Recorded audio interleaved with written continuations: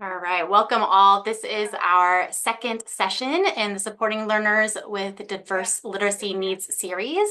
Today we are going to be focusing on language-rich literacy lessons and ways we can support multilingual learners and students with disabilities.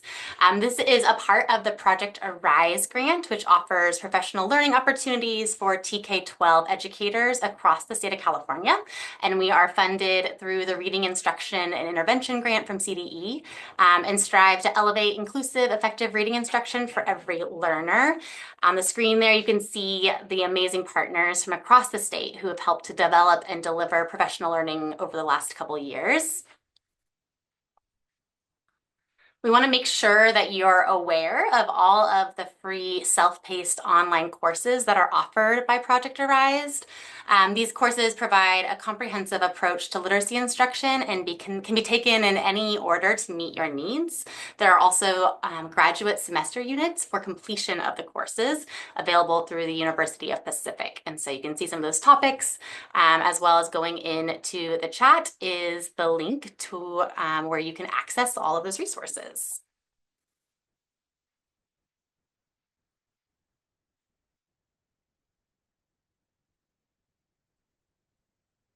Here is some other offerings available in addition to our online courses, some professional learning opportunities that have happened and been recorded with resources available or upcoming over the course of the year. So the link for that flyer is headed into the chat as well if you want to check out some of the other things happening.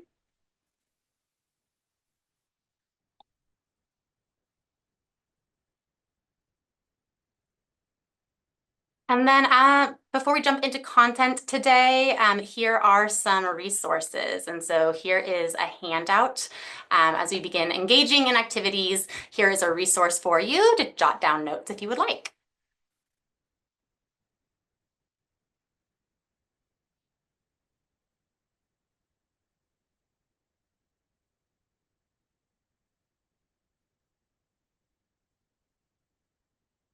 Before we jump into content, just want to take a moment to introduce and kind of set the stage for our time this afternoon. So my name is Emily Green. I'll be supporting in the facilitation of this session. I work at the Glenn County Office of Education, and I'm one of the county partners on the Project Arise grant.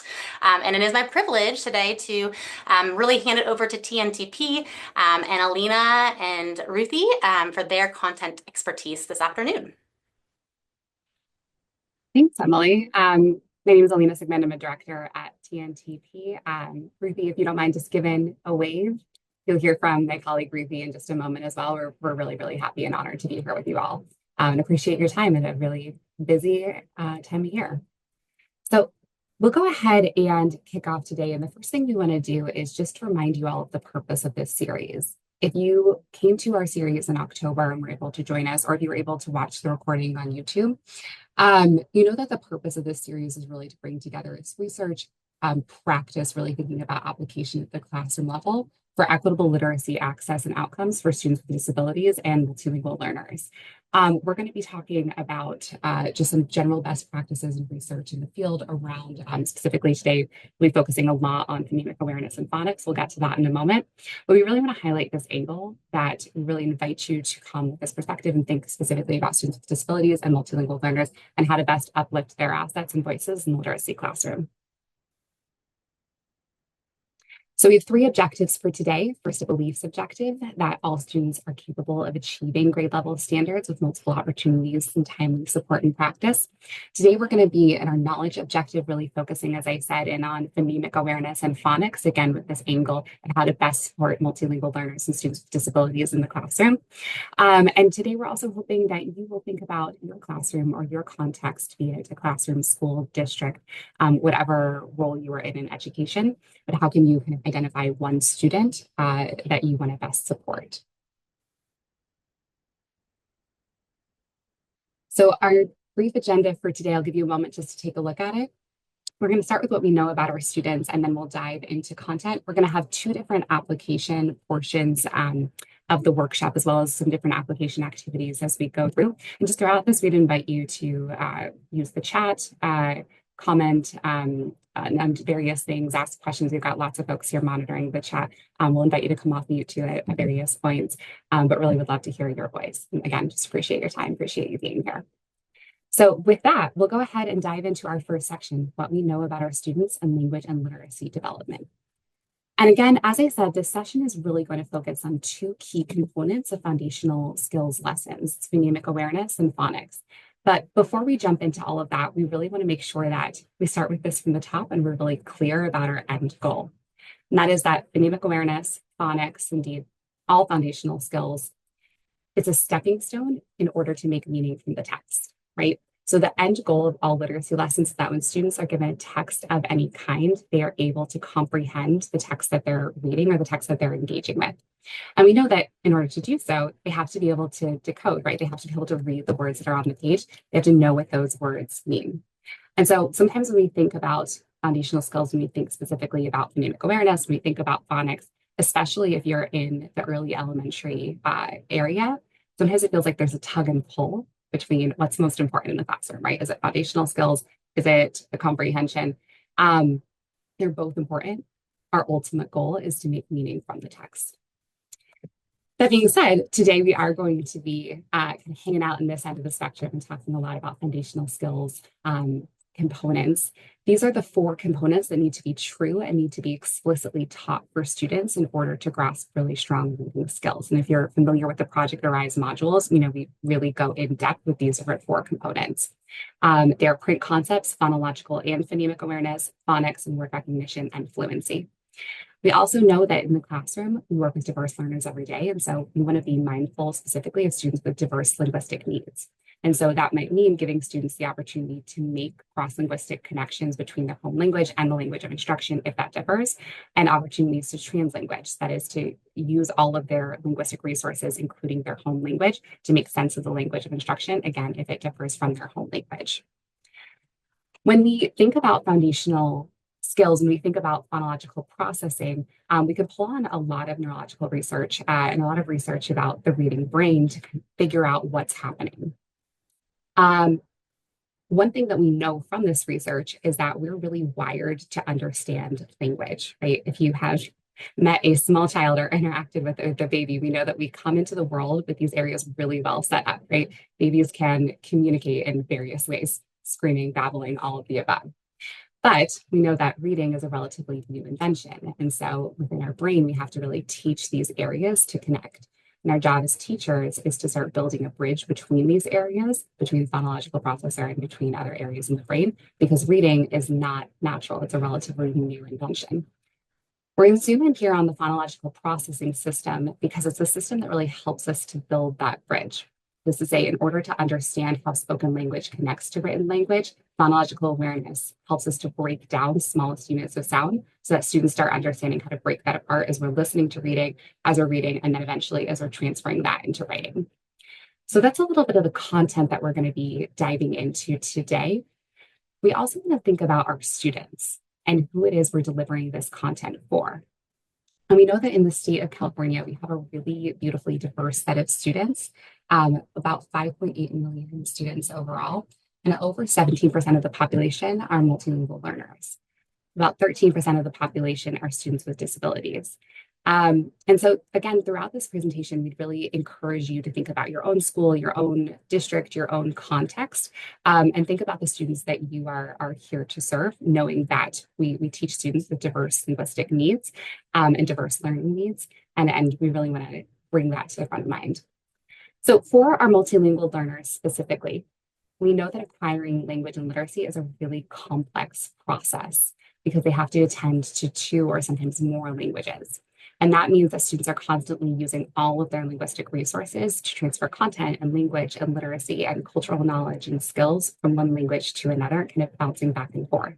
And as educators, we really want to draw upon our multilingual learners' knowledge in their home language to really support acquisition of the English language or support their simultaneous bilingual skills. For students with disabilities, we know that when students with disabilities are striving to read, many often have underlying phonological processing difficulties. And we know that with that, they can and they do learn how to read if we tend to their strengths and needs, if we use explicit instruction, if we provide a lot of opportunities for practice and feedback. And so we're going to get into that today, but really want to give you a moment to just process the quote that's on the screen.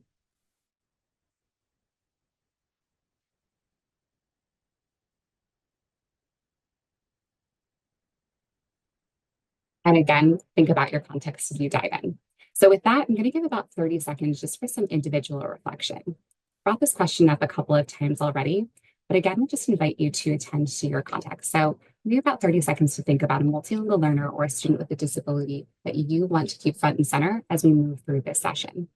And I specifically invite you to pay close attention to the second question. How would you describe their assets and how would you describe their needs? And no need to put anything in the chat here. Go ahead and think about it or jot it down if you have pen and paper handy.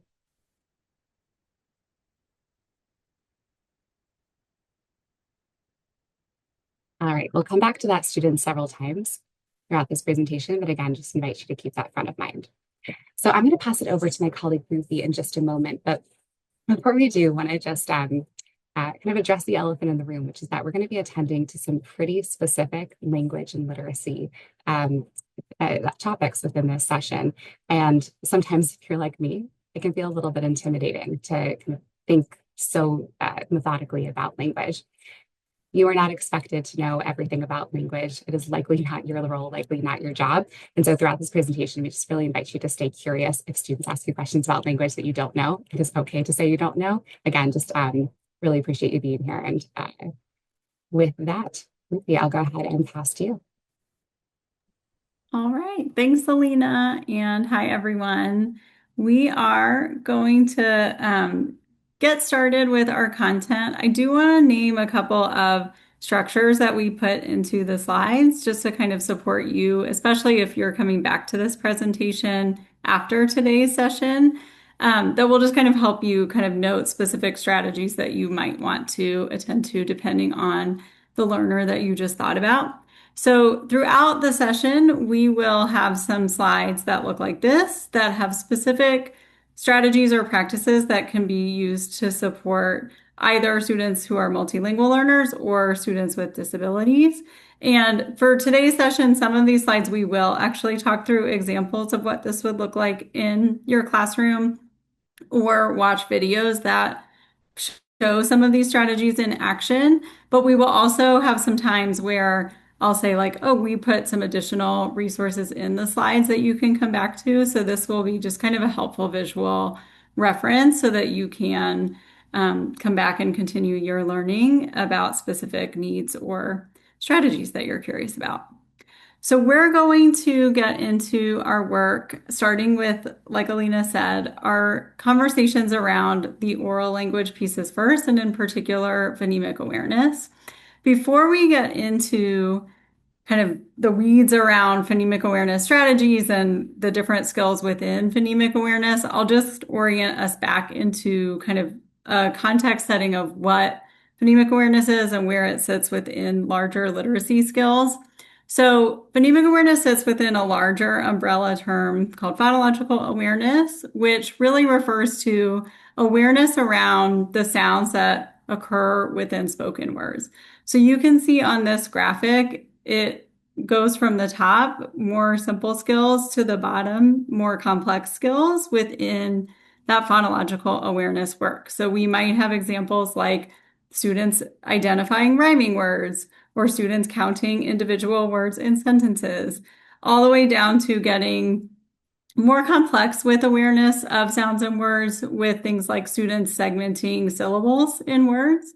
So phonemic awareness is within this umbrella, and it is the most complex set of skills that students are doing within this oral language work. So that really refers to the awareness that students are having and the ability for them to manipulate different phonemes or sounds within words. So we're going to talk a little bit about some examples of those skills first, and then we'll talk about some strategies to support students. You can actually do some of these things with me today as we're going through this slide. So we can again see on the slide here, we're starting from at the top, the most simple skills that we're having kids do with their phonemes and then moving into more complex skills. So at the top, we might have kids isolate particular phonemes in a word like mat. We might have them isolate the middle sound and they would say ah, or isolate the beginning sound and they might say mm. We would then move into more complex skills like blending, where we're having students blend mat, and then putting that together to read the word mat, or doing the reverse and having them segment those sounds in mat. So breaking that into ah. And then finally, the most complex thing that we can have students do is manipulate those phonemes to do things like substitute or delete sounds or kind of move or change those different phonemes in specific ways. So with the word mat, I might say, let's take off the and replace it with b. And a student might then have a new word, bat. So those you can see are some examples where we're moving students within those skills to support their hearing of specific phonemes within words and then using those phonemes to help them either read or spell particular words. I do want to emphasize when Alina showed that image of the brain and kind of the phonological processing center that we're zooming in, the reason why we're talking about that is it is such a critical skill and set of skills for students to learn in order to successfully connect those sounds to print and make those connections in their brain that we have to teach and have students practice. So this is a really, really critical piece that we want to make sure that we're setting students up for success with. So we're going to talk about a couple of ways that we can support our learners in doing that. In particular, for really lots of different learners, it is incredibly helpful to reinforce their mouth awareness and just their understanding of what and how their mouth is forming those sounds when you're teaching those sounds or when they're practicing distinguishing sounds. So sometimes the easiest way for us to think about this is sounds that are really close together or sound really similar for students. So like the ah sound and the sound are ones that are kind of challenging for kids to distinguish. So this is a great example that we can use to understand how reinforcing that mouth awareness can really help students kind of make that distinction. So we might teach them about literally how far their chin is coming down when they form those words, and we might use our hand to help them feel ah versus You can take a second to do that if you like. We can use visual and verbal cues to help them understand their tongue placement for specific sounds. So we can say like, oh, when we form that sound, our tongue goes between our teeth or behind our teeth. So giving them that verbal and visual cue can help them really feel and understand where and how their mouth is forming that particular sound. One really helpful strategy I like to use for this practice is to use a mirror for kids to really see their mouth forming a particular sound and to help just kind of make that connection of the cues you're giving them around like your tongue is here or your lips are open or together or apart. That really helps them see their mouth forming the sound when you're giving those cues. So it helps make that connection a little bit more concrete. I've worked with students that I use this practice a lot, and we even kind of give the cue of like, what do you feel your mouth doing? And what does that help you understand if it's ah or or eh or I or things like that that are pretty commonly challenging for kids to distinguish. The other strategy that I want to highlight for this work with phonemic awareness is really making sure that you're connecting with, particularly for students that have articulation challenges or are receiving specific services from speech and language pathologists to support their articulation, that you're collaborating with them to support and reinforce the strategies that they're using in those specific services and environments so that kids can generalize those strategies and to support themselves in their classroom environment or kind of across their day. So we're going to move forward and talk a little bit now about some strategies that help support students in making that language transfer or making those cross-linguistic connections that Alina talked about at the top. So the first thing is really using what students already know in their home language to help them kind of build on the repertoire of sounds that they're able to hear and then make those connections with English.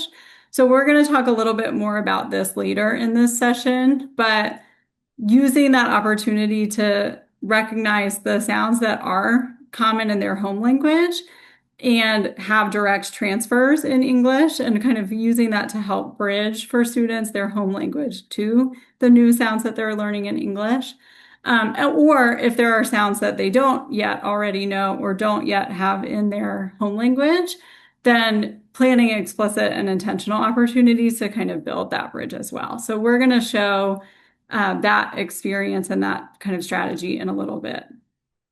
I also just want to kind of highlight as a strategy to support students in language transfer, just the importance of, recognizing other English varieties as valid ways to communicate and using students' knowledge of these varieties as a bridge to develop their broader literacy skills and kind of broader assets like Alina was talking about at the very beginning, and supporting them and building that bridge to develop their literacy skills.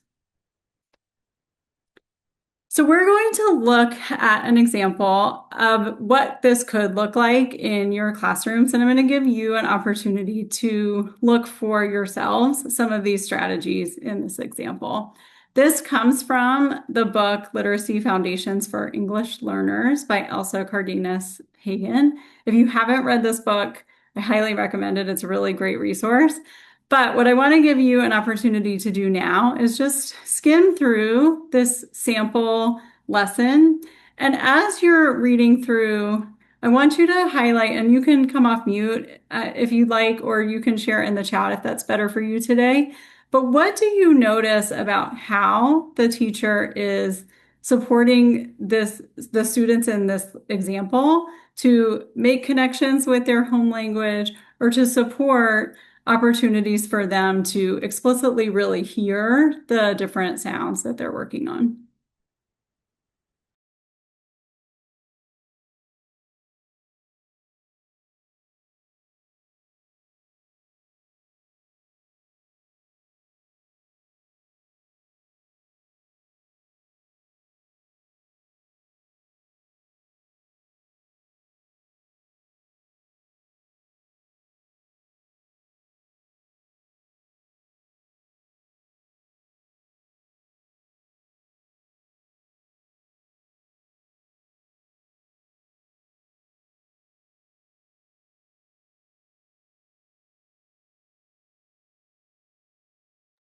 Okay, we've gotten one idea in the chat, so thanks for getting us started. Someone noticed there's visual support in this example where the teacher gave an actual image of the thumb. So supporting students in both like the actual phonemic awareness skills, but also making meaning of those particular words. All right, now I'm seeing quite a few things coming through in the chat. So that repetition, absolutely. Making sure that students are making connections to their home language. The specific phrase of like, say it in your home language. Lots of checks for understanding.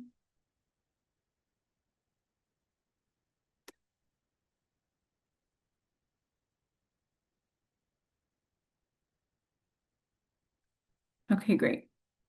So thanks for jumping into the chat and kind of getting us started in this interactive work. We're going to continue kind of throughout today's session having examples like this where you can kind of note what specific ways that we're seeing that practice or that strategy show up. I invite you, of course, to continue to sharing in the chat, but if people want to come off mute and share, that would be great as well.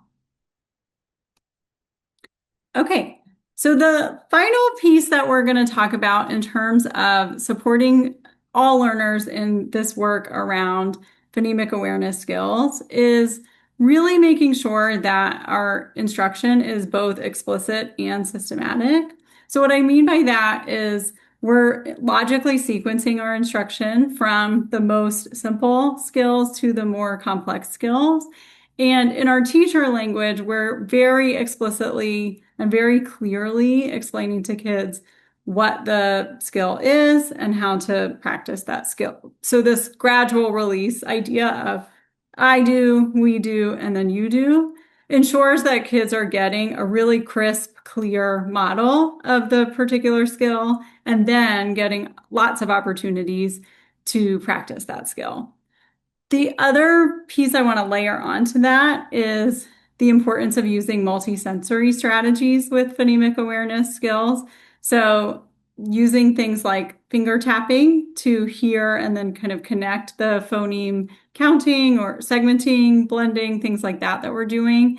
Using things like sliding blocks or Elkonin boxes to help kids really like in a tactile way feel those different phoneme manipulation activities that they're doing. Lots of y'all pointed out the visual pieces in the thumb example, but using visual charts to support blending or segmenting sounds. I also want to highlight in this piece that many of your materials are built to help you do this well. So it's really more about intentionally preparing to use these things. And if it says, like, hey, use these multisensory strategies such as finger tapping, that you're leaning into that. Not necessarily that you have to do something totally different or something else with those lessons. It's really more about seeing, oh, this is helping me provide explicit instruction. This is helping me use multisensory cues to support students and having a concrete way to experience those skills. And so it might just be more about revisiting in your lessons, like where do I see those opportunities that will help support my learners? So what we're going to do with that work, with explicit, systematic, and multisensory instruction is experience a lesson ourselves. And as you watch this video, I want you to look for and think about where you see examples of that idea. So where you see examples of the teacher really being explicit for students of the skill, really being kind of systematic and progressing from simple to complex, and then where you see in particular multisensory instruction in this lesson. So we will watch, and then I'll invite us to kind of share some ideas both in the chat and just kind of off mute informally after we watch this short clip.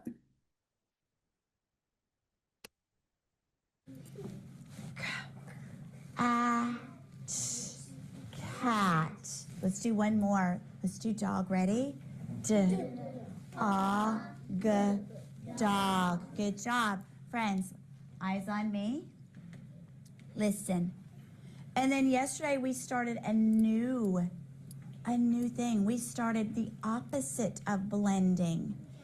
We started our tapping or segmenting. Say that word with me. Segmenting. Segmenting is where we tap our sounds. All right, and when we do our segmenting, we use our fingers. All right, so be ready to listen, please. My turn first.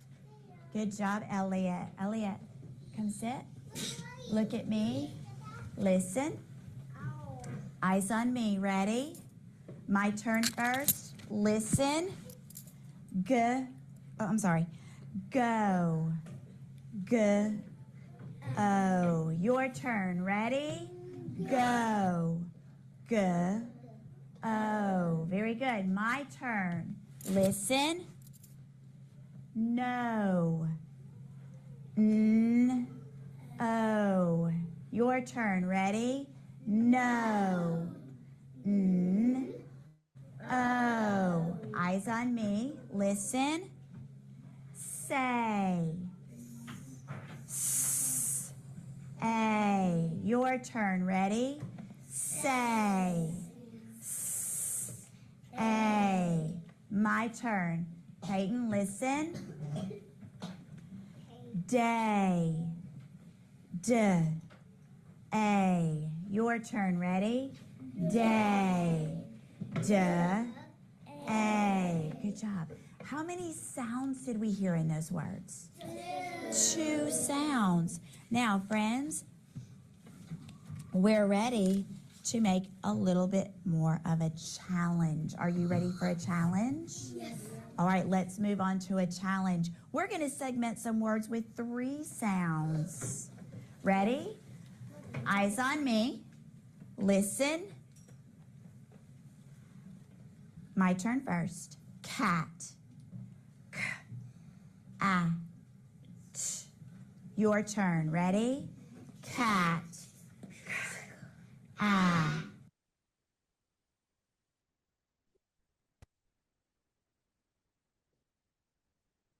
All right, I'm gonna pull back up, our slides. As I'm doing that, go ahead and think about kind of your thoughts and synthesize what you noticed in that video around where you saw multisensory strategies, where and how you saw the teacher being really explicit with the skills and systematic with how they move from simple to more complex.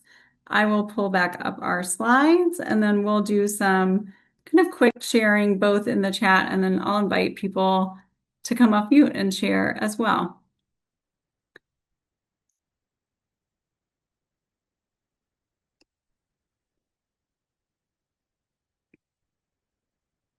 Okay, so where do you see examples of explicit and systematic or multisensory instruction in this lesson clip?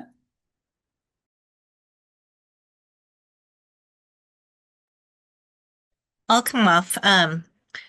In Fremont, we are starting to train our teachers in structured literacy. And so I think that in this example, it was fairly explicit and systematic in the sense that she went from having them recognize and listen to her first, and then she engaged them in repeating it. And she did that several times with the 2 sounds before she went on to words that had more phonemes in them. And then the multimodal piece of it was at the beginning, they were doing the arm tapping. And then when they were listening to the sound, the phonemes in the 2 phoneme words, they were using their fingers, right? So they're making 1 finger for 1 phoneme, second finger for the second phoneme, and then adding on from there. So I thought it was pretty explicit and multisensory in that respect. Yes, thank you so much for jumping off mute to kind of break the ice and share. I'm seeing similar things in the chat from Rachel around those arm tapping, moving into the finger counting. Lots of ways that she kind of embedded within her lesson different routines so that kids knew when to respond and kind of when to listen. So like my turn first, we're listening. Now your turn, we're tapping or we're counting. So those are kind of small practices that sometimes aren't explicitly written into the lesson, but make a huge impact for kids of like, okay, I know I'm listening now versus I know I'm supposed to be counting. And it really helps the teacher know when they should be gathering some formative assessment information, because when they're saying like, okay, now it's your turn, they can look around and see, is that friend just looking at their neighbor and trying to figure out what to say, or are they really mastering this skill? I agree, Andrea, in the chat, she put in just the picture support that the teacher was using to provide clear directions. So, we're going to listen first. Our eyes are here. Those kinds of things might support students again and just really getting into the routines, particularly in foundational skills. It is really helpful and really important to have strong routines of when to respond and how to respond for kids so that you can move through these items pretty quickly. So, lots of great things that we can take away from that video. All right, I'm going to give you a little bit of time to just individually reflect now. Before we move into the phonics section, I want to give you a moment to think about what in this section affirms work you've already done to support the multilingual learner or a student with a disability in phonemic awareness. It might be the student that you thought of at the very beginning with Alina, Or it might be a different student that you're just kind of thinking about now from doing that section. And there might be something new or different in your practice from that section. So I want to give you an opportunity to identify that as well.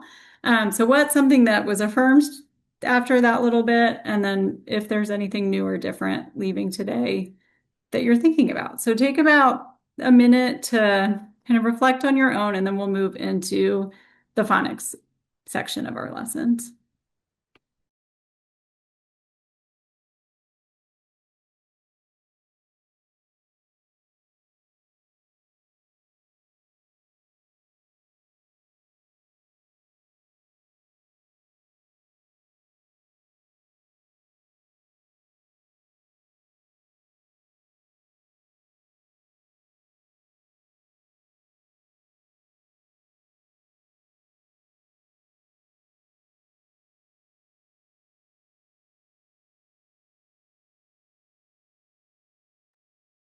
Okay, I'm going to move us forward to thinking about phonics, which is really when we start to support students in transferring the sounds that we just made them very aware of in the phonemic awareness conversation into connecting those sounds to print.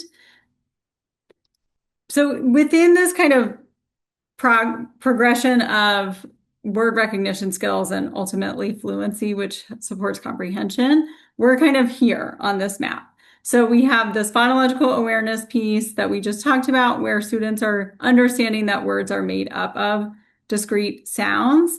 Phonics is really where we teach students how to map those sounds onto letters and spellings. And the more phonics that students learn, the better they are able to decode or sound out words. And the more opportunities they get to practice decoding words, the stronger their word recognition skills become. We're going to talk a lot about that today, the importance of really giving students opportunities for multiple repetitions and a lot of opportunities to practice so that they are building those brain pathways that Alina was talking about at the very beginning of this session, and really becoming fluent and automatic with those word recognition skills. Before we get into the strategies with phonics, I want to highlight the reciprocal relationship between phonemic awareness and phonics. Sometimes there is a misconception that we need to learn every phonemic awareness skill before we move into phonics. And I want to really emphasize this connection between these two pieces of foundational skills, where they're kind of working together and can really support one another in your instruction. What I mean by that is, as phonemic awareness skills are getting stronger, it actually becomes easier for kids to pair the sounds that they're hearing with the spellings. So the phonemes can then attach to the graphemes that you're teaching. And the opposite is also true. So learning graphemes can make it easier for kids to hear and listen for specific phonemes. So sometimes with the vowels that we talked about at the very beginning in the phonemic awareness section, where kids are having a hard time distinguishing between eh and I or ah and sometimes attaching those things to print can help start to sort those things out for kids because they're starting to see them as well as hear them. So the best phonics instruction should really include a variety of phonemic awareness tasks that help strengthen that sound and spelling connection, and then kind of moves kids into that connection to print as well. I also want to address a misconception about English before we get into some of the strategies around supporting students in learning all of this code. So there's often, in foundational skills work, this idea that English is really complicated and it's really hard for kids to learn because there's so many rules and there are many exceptions to those rules. And so it's just too much code for kids to figure out. So there are a lot of rules in English, but there are 44 phonemes in the English language. And despite the fact that there are some irregularities, there are exceptions to some rules, and there are things that there are times where specific spellings have multiple sounds attached to them or vice versa.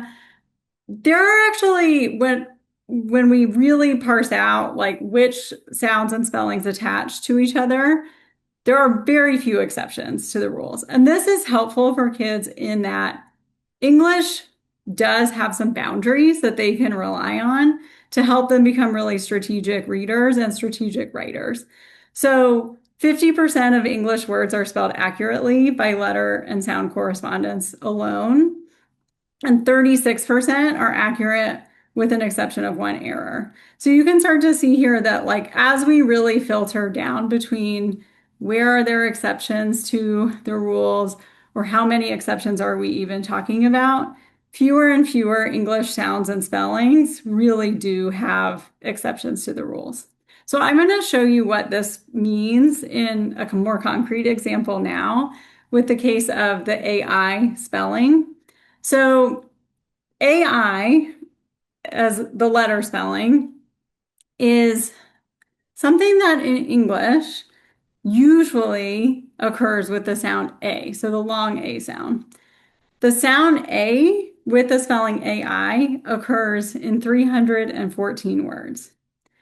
In 200, excuse me. The sound or the letters AI occur in 314 words. In 271 of those words, AI makes the long A sound, such as in rain. In 37 words, it has an unstressed syllable, such as in the word mountain or captain. So you can see that the vast majority of the time, kids can pretty strongly rely on, if I'm seeing the spelling AI, I know what to try with a pretty successful attempt. If I am trying to spell the A sound, I know what to try with a pretty strategic attempt. I'm not, if I'm a emergent reader or writer, going to try the O sound if I see the spellings AI. I'm not going to try a consonant sound. So you can see that they can start to kind of rely on those boundaries to help them become more strategic and filter out options.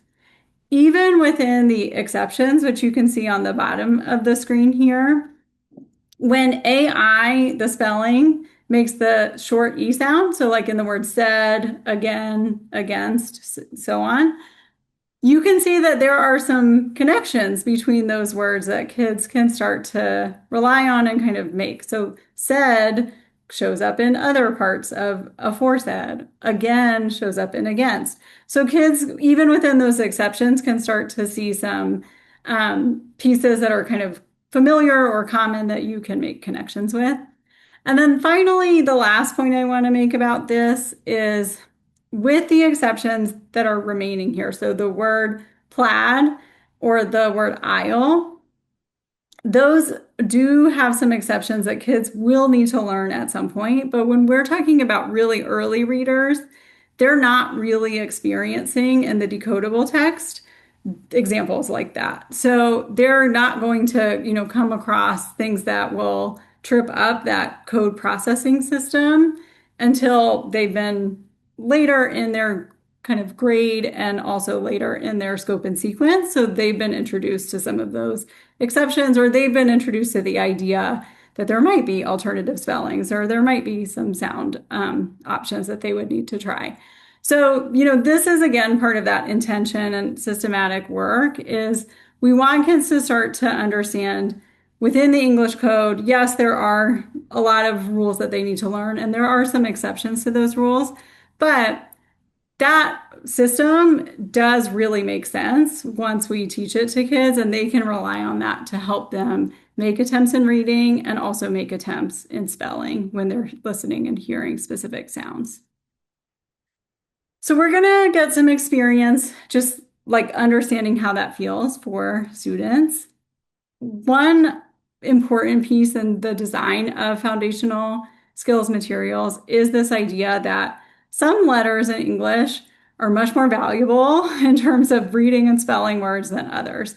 And so curriculum writers and scope and sequence developers know this. And so they intentionally sequence the introduction of letters in ways that help kids really access decoding opportunities much faster than if we introduced kind of letters in ABC order or kind of in a way that doesn't maximize how many times letters are used in the English language.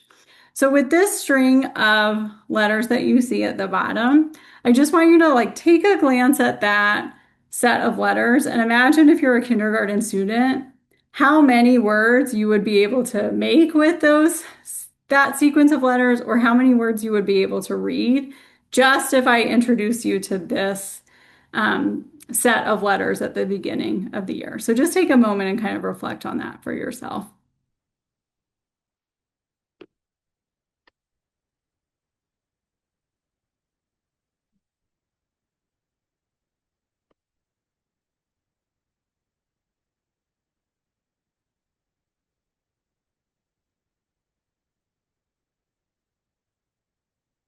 All right. So I saw even some people who are off video, like making letters and kind of forming things with this boggle sort of activity that I've given you. So you can get the idea that introducing kids to consonants that are used really commonly will help them access words much faster. Obviously, having some vowels embedded in that instruction is going to be really important for them to form or read letters and words. The other thing I want to kind of note about this sequence is continuous sounds are easier for kids to blend than stop sounds. So continuous sounds meaning sounds that we can really stretch out. So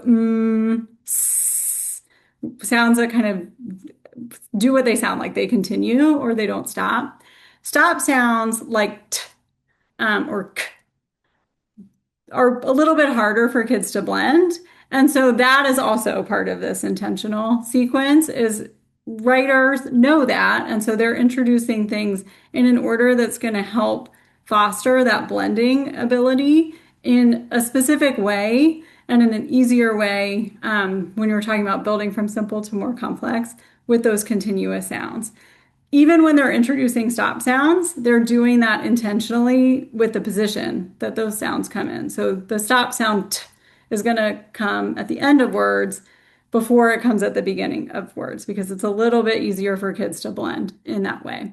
So I point that out to just help you kind of see the design within your materials and help you understand how to be intentional in using that scope and sequence to help give kids access to the phonological awareness skills that you're working on, and importantly, the phonics skills that you're having them transfer to. And changing the order of that sequence might impact kids' ability to access decoding and encoding skills in a particular way. Okay, so a couple notes on how we can support students, particularly who are multilingual learners. One important piece that we have talked about a little bit already is with the thumb example, really helping kids make meaning of the words that they're decoding. So not just practicing the sound and spelling skills that you're working on, but also importantly, like Alina talked about, the end goal is that kids are making meaning of these words. And so making sure that they're connecting that vocabulary as well. So cognates and cognate awareness are a really important and helpful way to support multilingual learners to do this. They are often kind of bridges that we can help kids transfer between two languages that share similar meanings, that share similar spellings, or have some kind of similar pronunciation. A lot of English words have a connected or related Spanish word, whether that's a connected meaning or connected spelling or pronunciation or all three.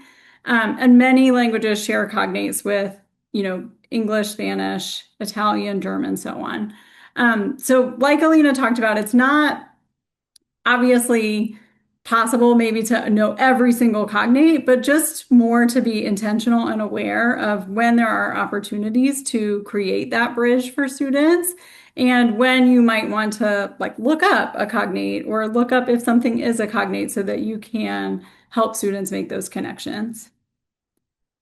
Same thing with just individual sound transfer. So there are lots of ways that we can connect sounds that are similar in a student's home language or sounds that are exactly the same in a student's home language, and then the English transfer to that.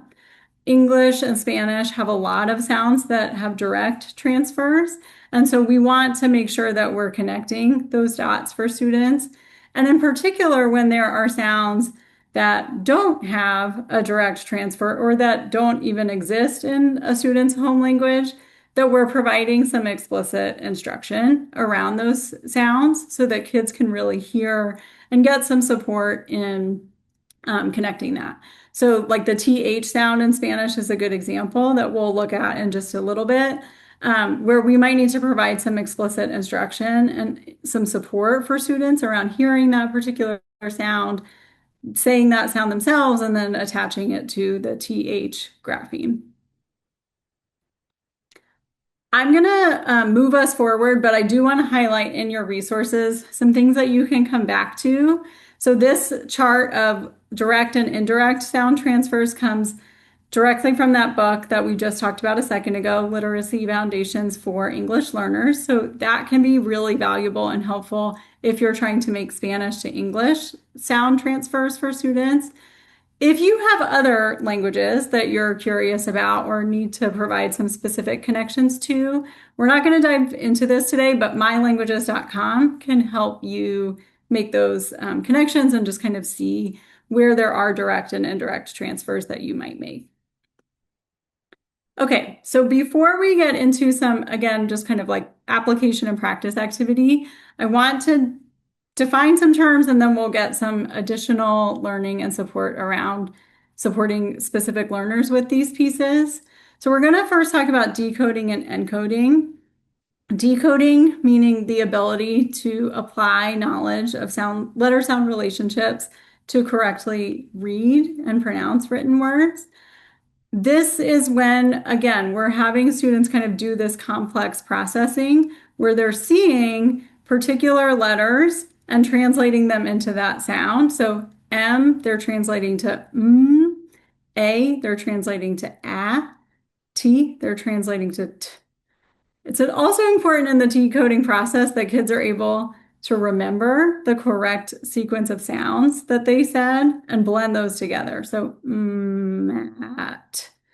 And then the final piece, their ability to search their memory for a word that matches those sounds and kind of attach meaning to it. So mat, oh, like I know my mom uses a placemat on our tables, or we have a mat in our bathroom. So they're kind of attaching meaning to that. Encoding is the reverse of those particular skills. So when we encode, we put print on the page.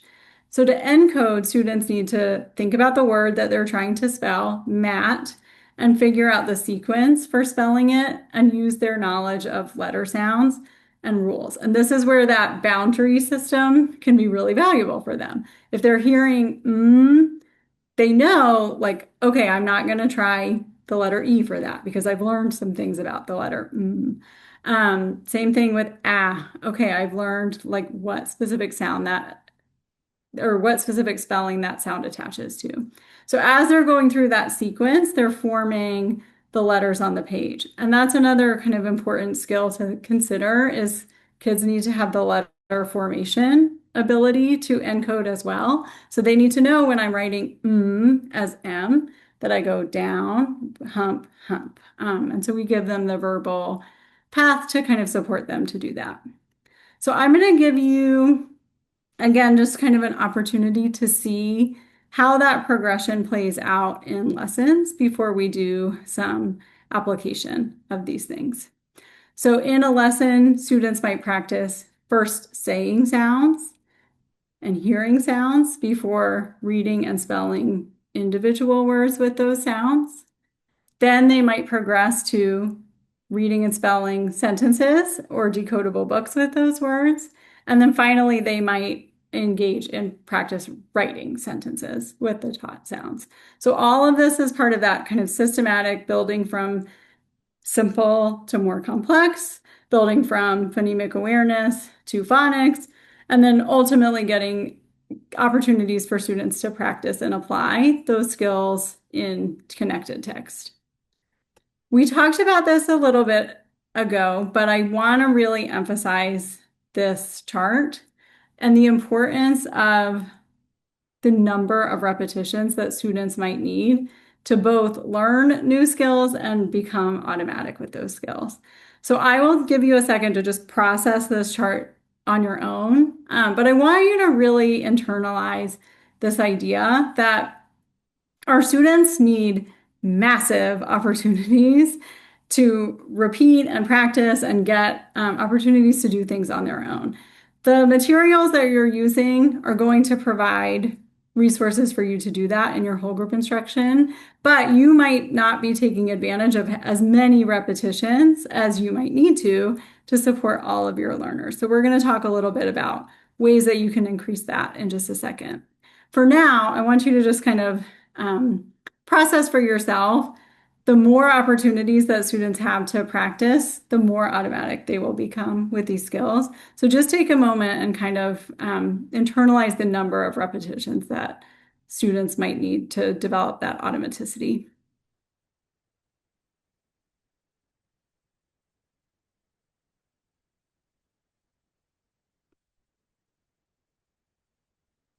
Okay, so I'm going to leave you with this kind of note, especially with this piece about repetition, that we might need to take advantage of opportunities for students to get additional repetition in other settings.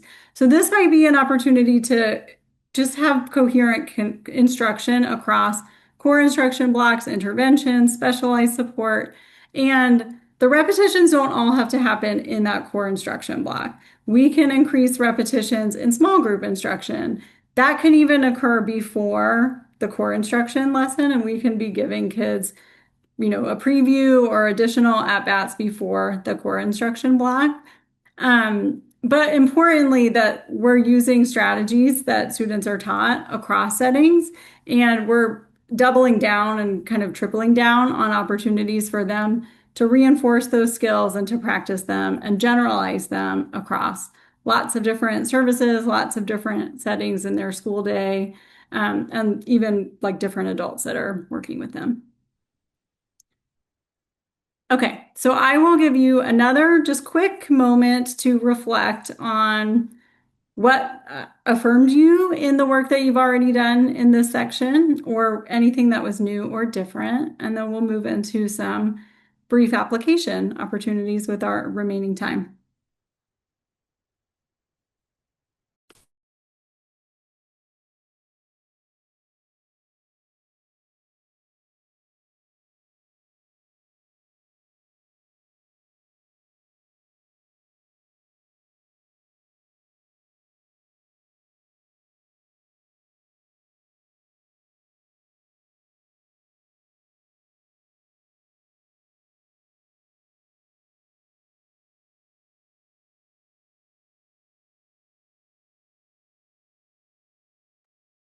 I appreciate that reflection, Nicole. Yeah, that repetition graph always is striking to me as well. Okay, so we're going to do a brief application exercise to close us out for today. As a reminder, and these kind of connect to the things that we talked about with phonemic awareness, we want and we know that sometimes students might have confusions with things that are either similar sounds or similar spellings in English. And so with decoding and encoding, one particular strategy that might help is separating the visually or auditorily similar sounds that kids might be confusing and working on one in isolation before you bring the other one back in. So CH and SH are an example of this, that if students are confusing those sounds and spellings, you might select one and provide some extra practice with hearing and saying that particular sound and spelling and practicing some words that contain that sound for a couple days and then reintroducing the second sound and trying to see if that can help students distinguish. Similarly with irregular pairs, so like sometimes those are called heart words or tricky words in certain materials, we can use pairs or groups to help kids make connections. So this goes back to that example with said, where like said shows up in lots of different words. We can use things like give and live or to and do to kind of help students make connections between pairs of tricky words and spellings that they can just kind of attach to, like, oh, I've seen a word like come. This is a word like come. I know something about that. Maybe I can try some.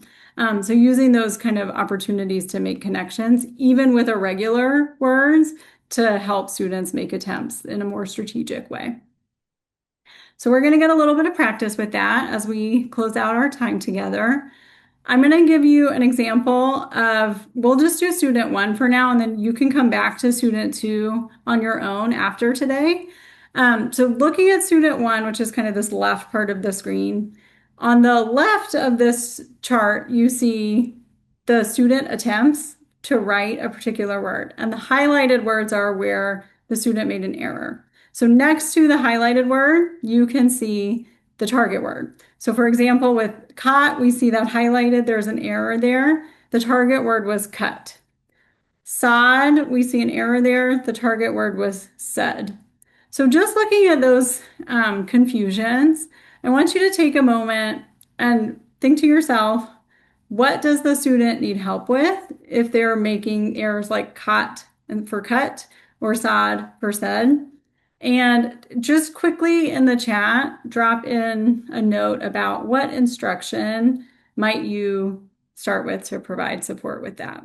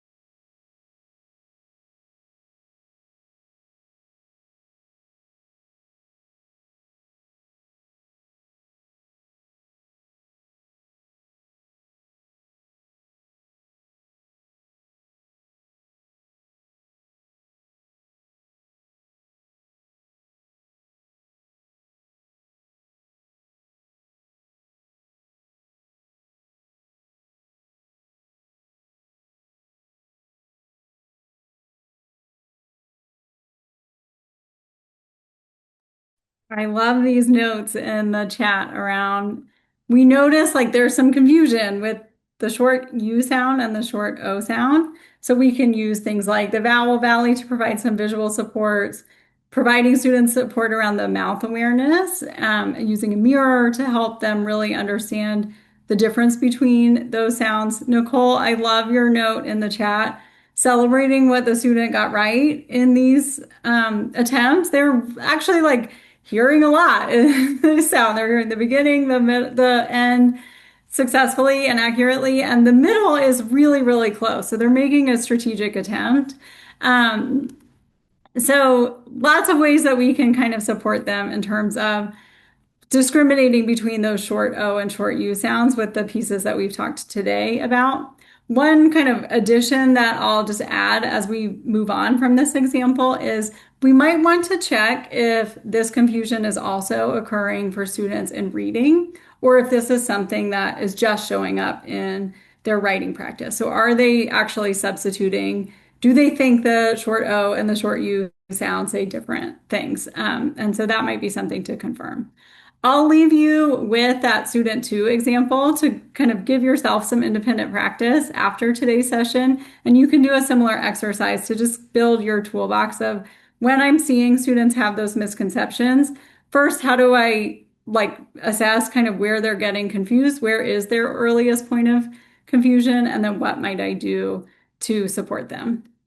That's all kind of in service of this last strategy or practice that I will leave you with around corrections and specific feedback are actually really, really important to consider being intentional with in the beginning phases of students really developing these skills. Because when students are making errors, sometimes we're if we're not correcting that pretty quickly, we're helping them build habits that are going to be really hard to unlearn later. And so we want to really monitor students as they're practicing these things. And when we see or notice or hear an error on a particular sound or spelling, we want to provide them with the correct answer and some additional practice and kind of using that I do, we do, you do model to help kind of unlearn that misconception and then relearn the correct attempt. So with that, we might need to provide some spaced practice. So what that means is like keeping track of sounds and words that are tricky, providing some specific practice, and then providing some practice again the next day or the following days. So just make sure that kids are getting that additional repetition that we saw in that chart.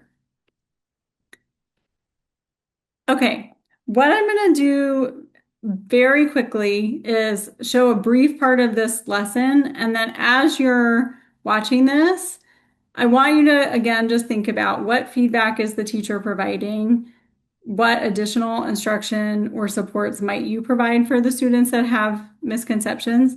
We're pretty short on time for this one, so I won't have us do as much sharing in the chat, but I do want to kind of quickly give one more opportunity to apply the learning that we had today.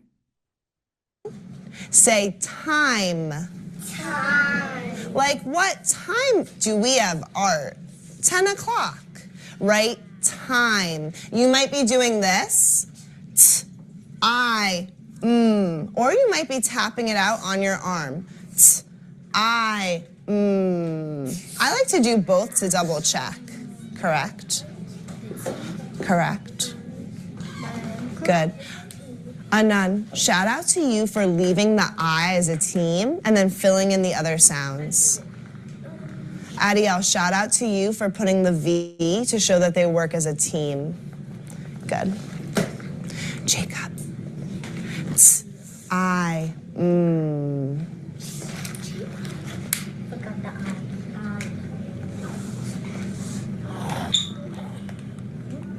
Egypt, will you draw the V to show that the I and the E are a team? Good. Nice. This one isn't even in the book, but I think we can spell it. We're just doing such a good job. Can you spell this challenge word? Slime.